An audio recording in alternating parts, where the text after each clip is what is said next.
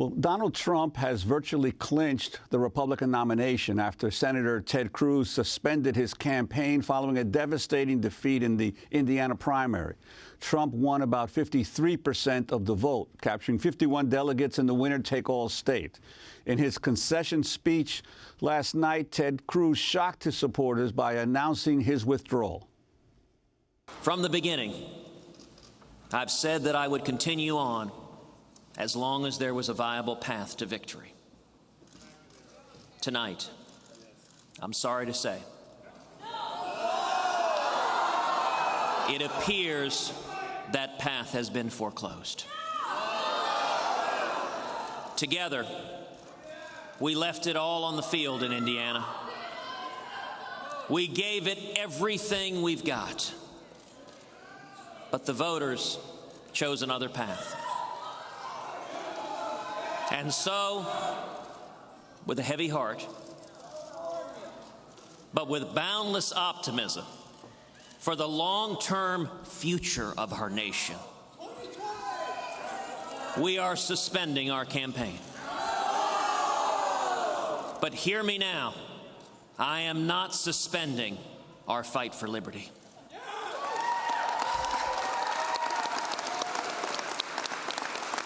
I am not suspending our fight to defend the Constitution, to defend the Judeo-Christian values that built America. Our movement will continue, and I give you my word that I will continue this fight with all of my strength and all of my ability. With Senator Ted Cruz dropping out, Ohio Governor John Kasich becomes Donald Trump's only remaining challenger. Reaction among the Republican establishment to Trump remains divided. Republican Party Chair Reince Priebus tweeted, "Real Donald Trump will be presumptive GOP nominee. We all need to unite and focus on defeating Hillary Clinton.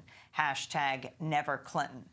However, South Carolina Senator Lindsey Graham tweeted, "If we nominate Trump, we will get destroyed, and we will deserve it." During a victory speech in New York, Donald Trump set his eyes on November. We're going after Hillary Clinton. She will not...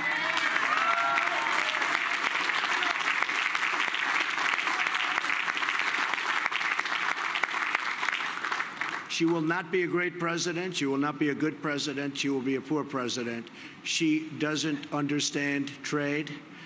Her husband signed, perhaps in the history of the world, the single worst trade deal ever done. It's called NAFTA. And I was witness to the carnage over the last 6 weeks especially. Meanwhile, in the Democratic race, Vermont Senator Bernie Sanders pulled a surprise upset by winning just over 52% of the vote. I understand that Secretary Clinton thinks that this campaign is over. I've got some bad news for her. Tonight, we won a great victory in Indiana. Next week, we're going to be in West Virginia. We think we have a real shot to win in that great state. Then we're going to Kentucky and we're going to Oregon. We think we have a pretty good chance to win there as well. And then we're going to another bunch of other states, culminating in the largest state in the United States with the most delegates, and that is the state of California. And we think we have a pretty good chance to win there. And I think that as more and more delegates to the Democratic Convention take a hard look at which candidate is generating the kind of enthusiasm, excitement, voter turnout that we need to make sure that somebody like a Donald Trump does not become president. I think you're going to see more and more delegates concluding that that candidate is Bernie Sanders. Despite Bernie Sanders' victory, Hillary Clinton still holds a commanding lead in the delegate count. To talk more about Donald Trump's rise to power and also the upset by Bernie Sanders, we're joined by Tom Robbins, investigative journalist in residence at the CUNY Journalism School. He was recently named a Pulitzer Prize finalist for his reporting on the culture of violence in New York's prisons. In the 1980s, he covered politics, labor, and organized crime for the Daily News and the Village Voice from 1985 to 2011. His recent article for the Marshall Project is Trump and the Mob. Welcome to Democracy Now!, Tom. Well, why don't you begin by talking about, really, this historic night in Indiana? Start with Donald Trump now becoming the presumptive Republican nominee with Ted Cruz pulling out. Yeah, right. Good morning.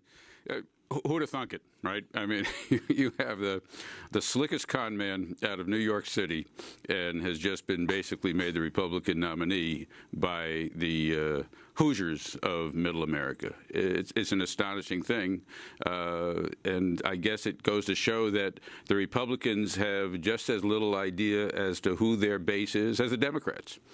Well, Tom, you're one of the few people who has touched on Trump's amazing history in relationship to organized crime in America that's gotten virtually no attention. Could you talk about some of the characters that you and other reporters have unearthed years ago, but it's not being paid attention to in this campaign, starting with the infamous Roy Cohn? Yes. Roy Cohn is a figure in American history who is well known to people, at least of our generation, probably not so much to the one that's casting a lot of ballots now. But Roy Cohn was the sidekick and chief witch hunter for Senator Joseph McCarthy, a guy who reminds a lot of people of Ted Cruz. You know, they both look alike and they talk alike. And after Roy Cohn had left the Senate, he went into private practice, and he set himself up basically as the House counsel to a couple of the crime bosses in New York City, the Genovese crime family and the Gambino crime family. And at the same time, he adopted a young developer from Queens looking to make his first mark as a developer in Manhattan named Donald J. Trump.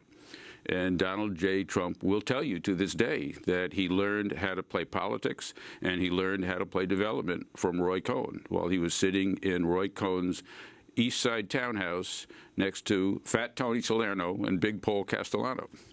And in terms of Trump's forays first into Atlantic City and then some of the construction industry jobs he took on to build his towers in New York? Well, to be a developer in New York City, to be fair, you had to, in those days, this is talking about the late 70s, the 1980s, early 90s, you had to brush up against the mob. They were a force both on the employer side and particularly on the union side.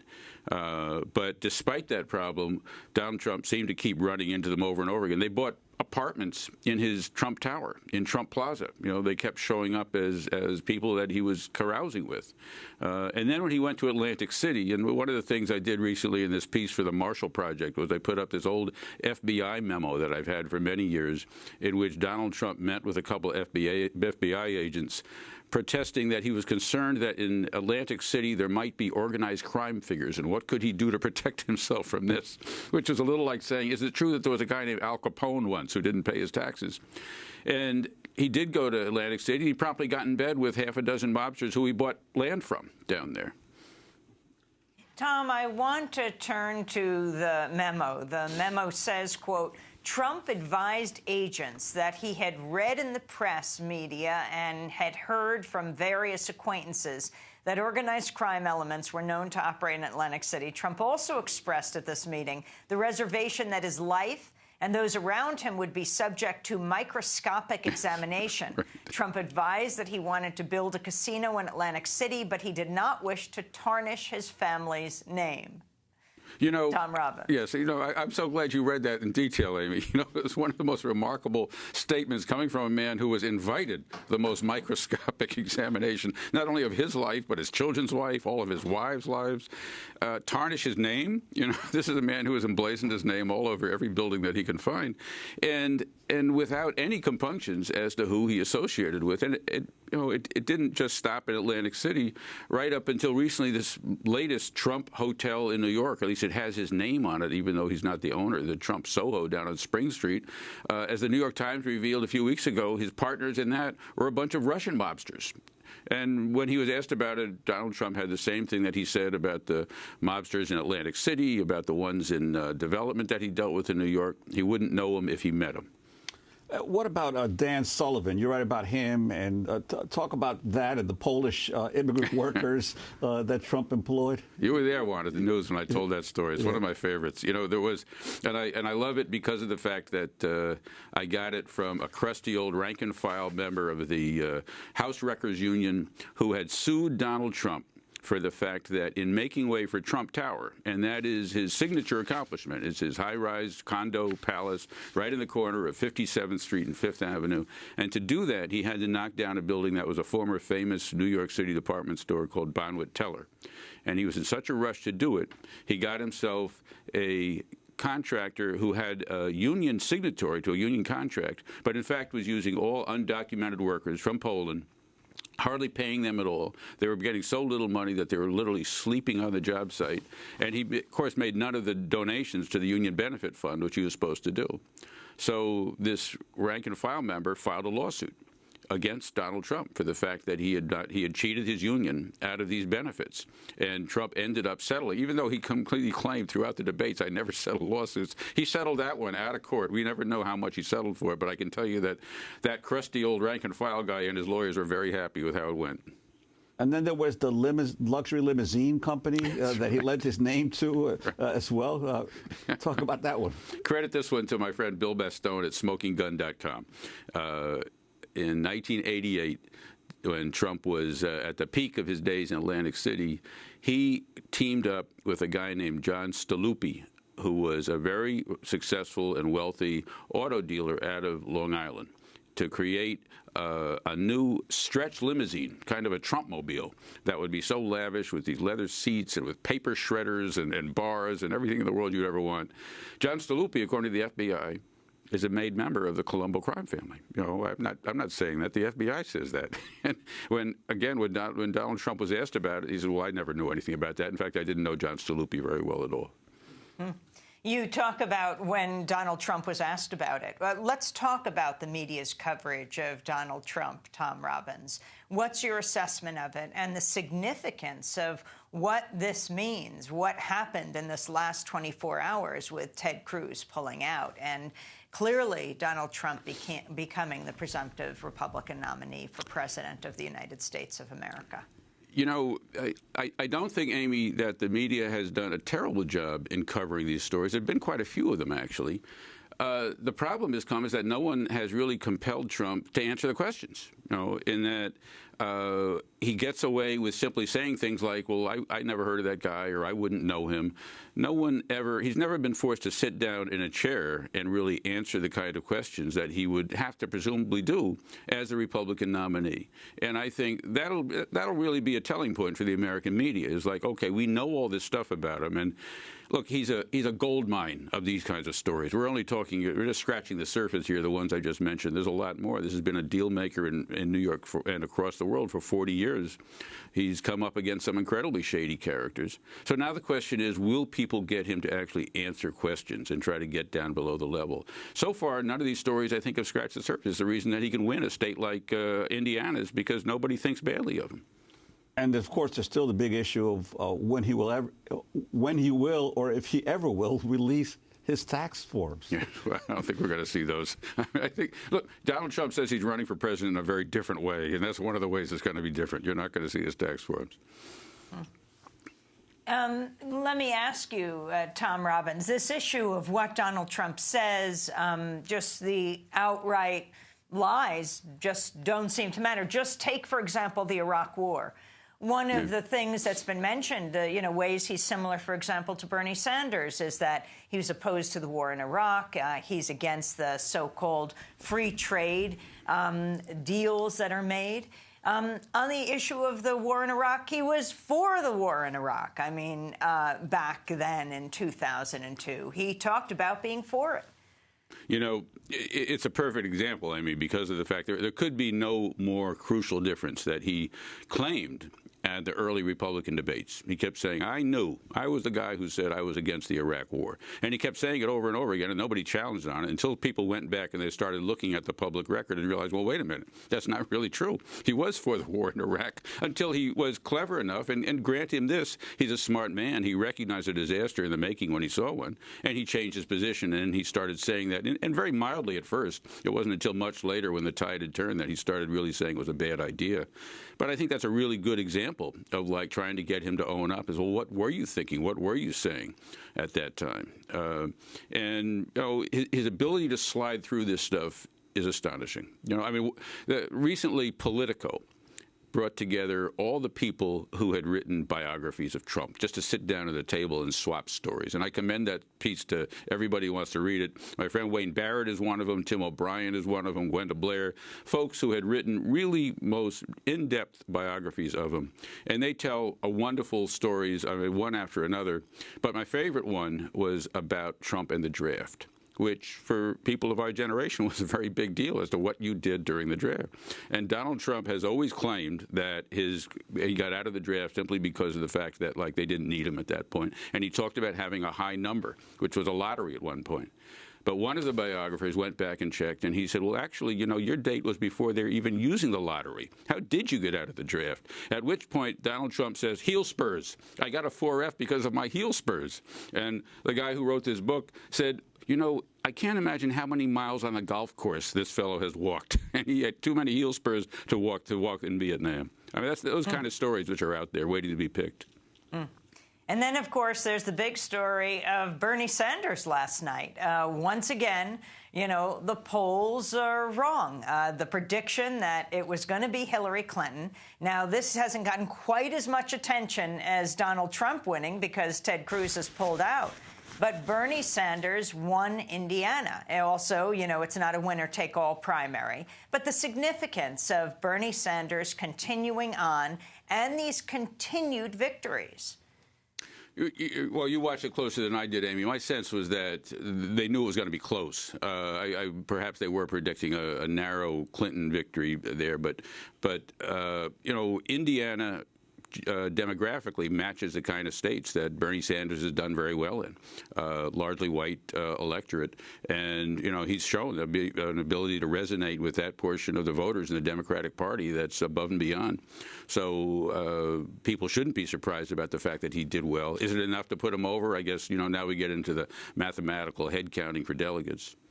And I'm wondering if you could look forward as if there is a Trump-Clinton contest, let's say, what you would be looking for in terms of the potential of somebody like Trump actually pulling it out. Well, it's interesting to hear Republicans talk about how scared they are of Trump being the candidate. I find that much more telling than when Democrats talk about, he's unpopular among women, he's unpopular among minorities. There's a certain extent I feel the Democrats are whistling past the graveyard, that they don't recognize the fact that American voters are scared, they're anxious, they're worried, they've been fed pablum and bromides about jobs that disappeared. Here's a fellow who is telling them, I can fix that, and it was wrong, and it shouldn't have happened to you. And he comes across as a strong man. And there is a section of the electorate that responds to that. And if he can curb his own instinct to he can't, he's got to stop beating up on Jeb Bush. He's got to try to figure out a way to say some nice things about other people in his party. If he can do that, I think he could be a formidable contender, much more formidable than the Democrats are thinking right now. And Hillary Clinton being the nominee, not that she is yet, but if she is, Tom Robbins, you've been in New York City for quite a long time. Your assessment of a Trump-Clinton race? Hillary Clinton at her best is a tremendous candidate. When Hillary Clinton lets her guard down and she speaks out, I think she resonates with people, and people feel the pride of the fact that, it looks like there could, for the first time, be a woman who would be the candidate of a major party. And I think that that's something that has the potential to really rally enormous numbers of voters. Hillary Clinton at her worst, which is something, unfortunately, we see a lot of, is someone who is paranoid, and who is fearful, and who is distrustful, and as a result voters see her that way. And I think she has the capability of being at her best. But she's a flawed candidate. She carries a lot of baggage. And I think that Donald Trump is somebody who is incredibly good at skewing his rivals and finding the soft spot. She's got a lot of soft spots.